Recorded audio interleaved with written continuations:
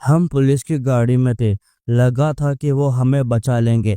मैतई लड़कों की भीड़ ने गाड़ी घेर ली। हमें उतारकर इधर उधर छूने लगे। उन्होंने कहा, जिंदा रहना है तो कपड़े उतारो। हमने मदद के लिए पुलिस वालों की तरफ देखा, लेकिन उन्होंने मुंह फेर लिया। फिर हमारे पास कोई और रास्ता ही नहीं बचा। यह 22 साल की उस कुकी लड़की की कहानी है, जिसे 19 जुलाई को मणिपुर से वायरल हुए एक वीडियो में देखा गया। मणिपुर में 3 मई 2023 को कुकी और मैतई कम्युनिटी के बीच शुरू हुई हिंसा की यह सबसे शर्मनाक तस्वीर थी। वीडियो में लड़की के साथ 2 महिलाएं भी थी। मैतई युवकों की भीड़ ने सड़क पर इनकी न्यूड परेड कराई। सिर्फ अकेली घटना नहीं थी, मणिपुर में इस जातीय लड़ाई में रेप और मर्डर के ऐसे कई मामले सामने आए हैं। हिंसा में 250 से ज्यादा मौतें हुई और 13,000 से ज्यादा घरों में तोड़फोड़ और आगजनी की गई। इस हिंसा रोक पाने में मणिपुर सरकार नाकाम रही। सीएम बीरेन सिंह ने 9 फरवरी 2025 को इस्तीफा दे दिया। 13 फरवरी से मणिपुर में राष्ट्रपति शासन लगा हुआ है। 2 साल बाद अब भी मणिपुर पूरी तरह से शांत नहीं हुआ है। कुकी मैतई अब भी एक दूसरे के इलाकों में नहीं जा सकते। बफर जोन में अब भी लोग बंदूक लेकर तैनात है। केंद्र सरकार ने हिंसा की जांच की जिम्मेदारी 3 सदस्यीय जांच आयोग को सौंपी थी। आयोग 2 बार डेडलाइन बढ़ा चुका है, लेकिन अब तक रिपोर्ट नहीं सौंप सका। हिंसा के 2 साल बीतने पर हमने न्यूड परेड के मामले में लेकर मैतई और कुकी युवकों के मर्डर तक बड़े केसेस का स्टेटस जाना। 2 साल में क्या बदला? कुकी विच मैतई हिंसा की शुरुआत 3 मई 2023। वजह, मैतई को एससीटी का दर्जा देने की मांग। 250 से ज्यादा कुल मौतें, 150 गांव तबाह, 386 धार्मिक स्थल जला दिए गए, 67,000 लोग बेघर हुए, 13,000 से ज्यादा मकानों में आगजनी और तोड़फोड़, 1,041 हथियारों और 7,460 राउंड गोला बारूद पुलिस शस्त्रास्त्र लूटे गए। सुरक्षा बलों की तैनाती, 105 सेना, 50 सीएपीसी कंपनियां, असम राइफल्स टुकड़ियां। मई 2023 में 10,000 सैनिक और अर्धसैनिक बल तैनात थे। केस नंबर 1, मई 2023, महिलाओं की सरेआम न्यूड परेड। सीबीआई की जांच से 2 साल बाद भी जारी हुआ। जुलाई 2023 में मणिपुर का एक वीडियो वायरल हुआ। इसमें एक लड़की और 2 साल की महिलाओं की मैतई भीड़ ने निवस्त्र कर परेड कराई। लड़की के साथ गैंगरेप भी हुआ। घटना के बाद 2023 में जब हम विक्टिम की फैमिली से मिलने चुराचपुर पहुंचे, तब लड़की की मां ने अपना दर्द सुनाते हुए बताया था, मेरे पति को मार दिया, बड़े बेटे को मार दिया, बेटी के कपड़े उतारकर घुमाया, उसे पीटा और गैंगरेप किया। एक दिन में मेरा सब कुछ खत्म हो गया। अब इतनी हिम्मत भी नहीं है कि बेटी से मिल सकूं। इतना कहते हुए वो रोने लगी।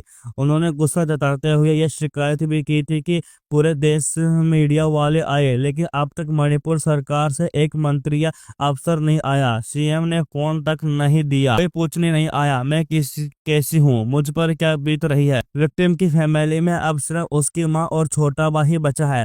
परिवार अब भी चुराचंदपुर में ही रह रहे हैं। हालांकि इस घटना के बाद से उन्होंने अपना पिछला घर छोड़ दिया है। इस मामले में पुलिस ने 7 आरोपियों को गिरफ्तार किया था। केस की जांच की जिम्मेदारी सीबीआई के पास है और जांच अब भी जारी है। यौन हिंसा के मामलों की सीबीआई जांच की निगरानी के लिए सुप्रीम कोर्ट ने मुंबई के पूर्व पुलिस आयुक्त तत्राक्षी पंडसन निगिर को नियुक्त रखा है। इस नंबर 2, जुलाई 2023 से डेविड को मैतई भीड़ ने गोली मारी, सिर काटकर टांगा। जांच का अब तक पता नहीं। मणिपुर हिंसा के बीच डेविड ठीक मर्डर केस भी काफी सुर्खियों में रहा था। घटना 2 जुलाई 2023 को चुरांदापुर जिले के लमजा गांव में हुई थी। डेविड ठीक अपने 4 कुकी दोस्तों के साथ गांव की सुरक्षा में तैनात था। यह क्षेत्र कुकी बहुल इलाका है और हिंसा के दौरान सुरक्षा के लिए गांव वालों ने स्वयंसेवी सुरक्षा समूह बनाए थे।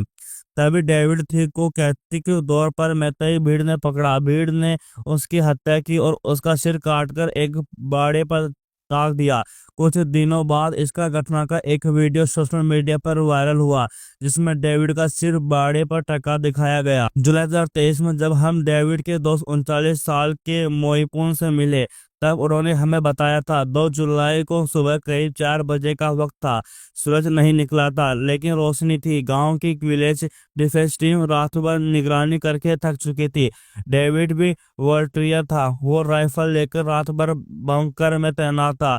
हम घर लौटे ही थे कि मणिपुर पुलिस कमांडो और इंडियन रिजर्व बटालियन यानी IRB की करीब 20 गाड़ियां गांव में दाखिल हुई। उनके साथ मैतेई संगठन आरामबाई टेगोल और मैतेई लिपुन के लोग भी थे। वो पहले से डेविड को ही ढूंढ रहे थे, चिल्ला रहे थे, डेविड कहाँ है, बाहर निकलो। उन्होंने घरों पर फायरिंग और तोड़फोड़ भी की।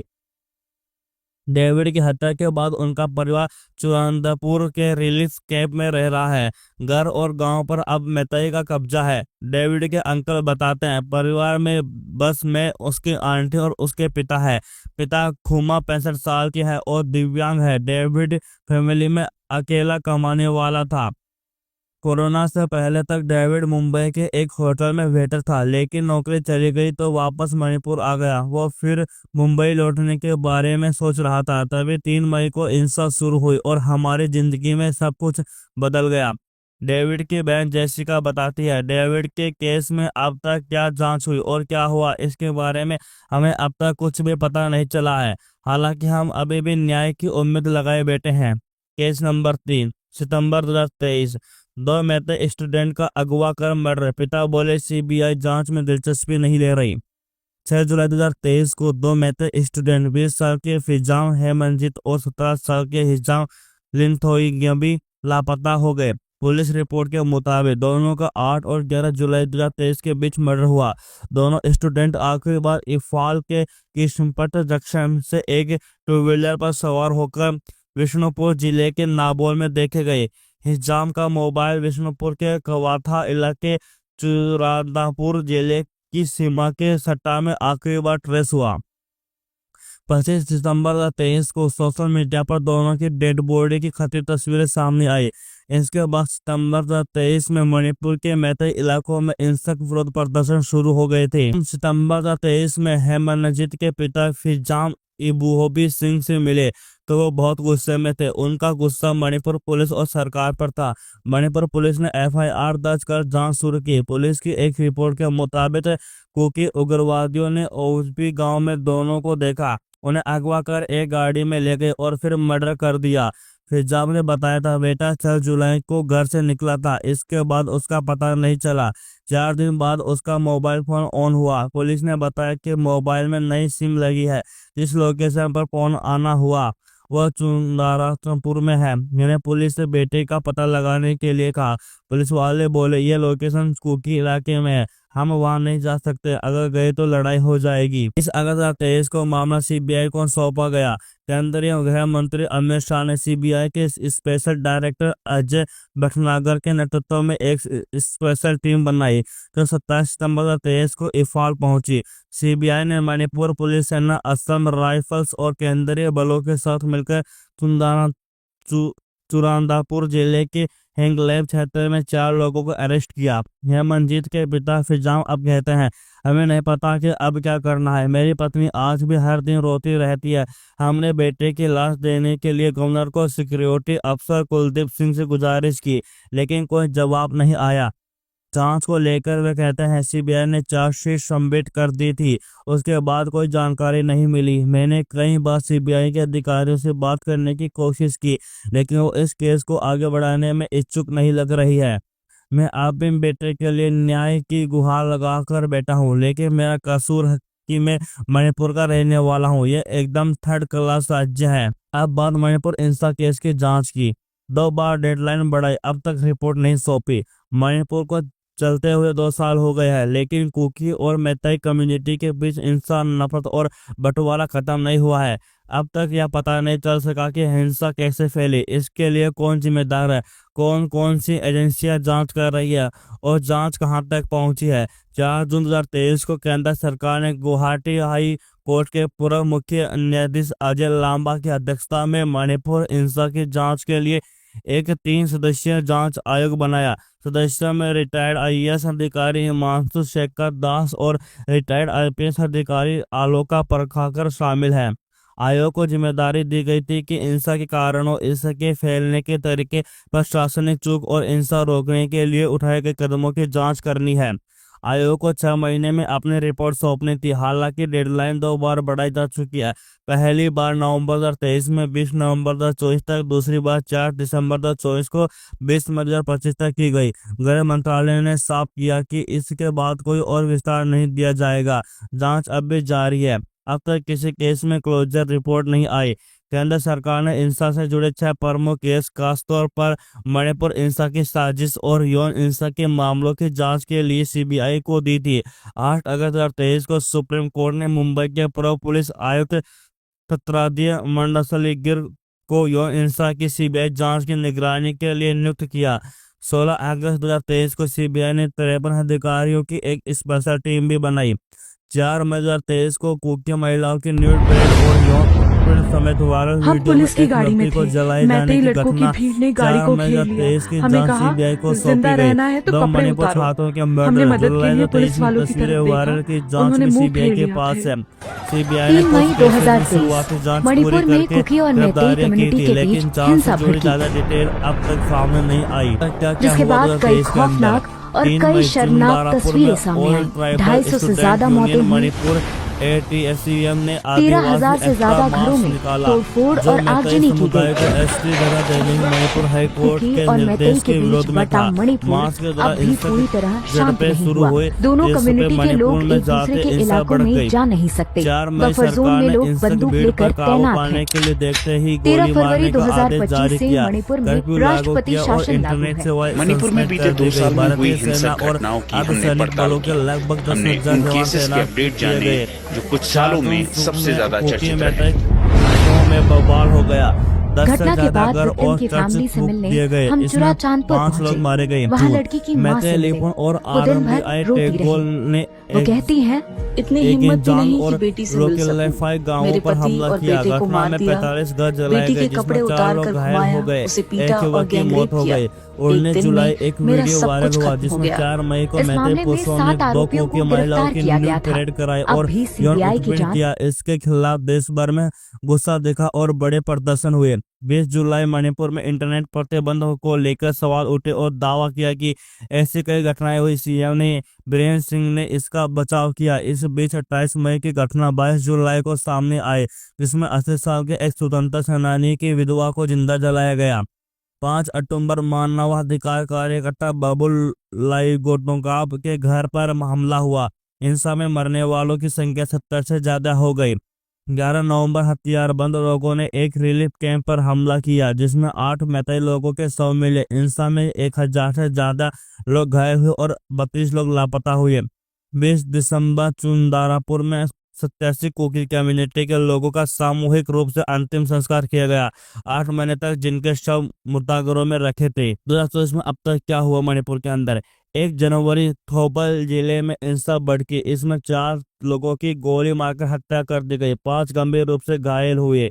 मणिपुर हाई कोर्ट ने अपने 23 के आदेश से उस हिंसा को हटा दिया, जिसमें मैतेई समुदाय को एससीटी दर्जा देने की सिफारिश थी। अगस्त जिरीबाम में कुकी और मैतेई समुदायों ने शांति समझौते पर साइन किए, जिसमें आगजनी और गोलीबारी रोकने का दावा किया गया। 18 सितंबर जिरीबाम के मानगबोंग मैतेई गांव में कथित कुकी मिलिटेंट्स ने हमला किया। जवाब में कुकी वॉलंटियर्स की रिसर्व फायरिंग से हमलावर भाग गए। अक्टूबर गृह मंत्रालय के न्योत पर मैतेई कुकी और नग्गा कम्युनिटी के बीच 20 विधायकों की दिल्ली में बैठक हुई, जो हिंसा के बाद शांति की पहली बड़ी कोशिश थी। नवंबर इंफाल में हिंसा फिर भड़की, जिसमें पुलिस ने 23 लोगों को गिरफ्तार किया और कर्फ्यू लगाया। 2 दिन के लिए इंटरनेट सेवाएं बंद कर दी गई। अब क्या हुआ 2025 के अंदर? 9 फरवरी मुख्यमंत्री एन बीरेन सिंह ने गृह मंत्री अंतिम शाह से मुलाकात के बाद इस्तीफा दे दिया। उनकी सरकार पर हिंसा को काबू करने में विफलता के आरोप थे। इस्तीफे के बाद मणिपुर में राष्ट्रपति शासन लागू किया गया। चांदापुर और अन्य जिलों में जोमी और हमारे समुदायों के बीच झड़पें हुई, जिसमें तनाव बढ़ा। मणिपुर पुलिस ने कई उग्रवादियों को गिरफ्तार किया। 114 हथियार, आईईडी, ग्रेनेड और गोला बारूद बरामद किए। 1 मई तामेंगलोंग जिले में जमीन विवाद के कारण 2 गांवों के लोगों के बीच झड़प हुई। गुस्साए भीड़ ने पीवीडब्ल्यू का बंगला फूंक दिया, जिसमें 12 सुरक्षा कर्मियों सहित 25 लोग घायल हुए। निषेधाज्ञा लागू की गई। मणिपुर पुलिस ने 3 बम्पर उड़ाए और भारी मात्रा में हथियार बरामद किए। एनआईए मुख्य तौर पर हिंसा में आतंकी साजिश, हथियारों के तस्करी और विदेशी ताकतों के शामिल होने की जांच कर रही है। एनआईए ने 19 जुलाई 2023 को खुद संज्ञान लेते हुए एक मामला आज से 24 जुलाई 2023 एनआईए DELI दर्ज किया, जिसमें म्यांमार और बांग्लादेश आधारित ताकती संगठनों के मणिपुर में जातीय अशांति का फायदा उठाकर भारत सरकार के खिलाफ विरोध छेड़ने की साजिश की जांच की जा रही है। जांच में पता चला कि म्यांमार से बड़े पैमाने पर AK-47 IED और ग्रेनेड जैसे हथियार मणिपुर में तस्करी किए गए थे। ये हथियार लोकल उग्रवादियों को सप्लाई किए गए, जिन्हें म्यांमार और बांग्लादेश के आतंकी संगठनों से फंडिंग मिली थी। इन संगठनों का मकसद मणिपुर में मैतेई और कुकी कम्युनिटी के बीच तनाव बढ़ाना और पूरे पूर्वोत्तर को अशांत करना है। सुप्रीम कोर्ट ने हिंसा और महिला अत्याचार से जुड़े मामलों की जांच के लिए खुद संज्ञान लिया और जांच की निगरानी के लिए कई कदम उठाए थे। कोर्ट ने रिटायर्ड जजों की एक 3 सदस्यीय जांच टीम बनाई। टीम को मई 2023 से महिलाओं के खिलाफ हिंसा की जांच का जिम्मा दिया गया। कोर्ट ने कहा कि हिंसा का इस्तेमाल कम्युनिटी को दबाने के लिए किया गया। राज्य को इसे रोकने की जिम्मेदारी है। सुप्रीम कोर्ट ने मणिपुर में संवैधानिक तंत्र के पूर्ण घटक होने का हवाला देते हुए राष्ट्रपति शासन की सिफारिश की, जिसके बाद फरवरी 2025 में यह लागू हुआ। सुप्रीम कोर्ट की समिति ने कुछ शुरुआती रिपोर्ट्स दी, जिसमें कुछ NGOs से जरिए हालात भड़काने की बात सामने आई थी। हालांकि जांच अभी पूरी नहीं हुई है।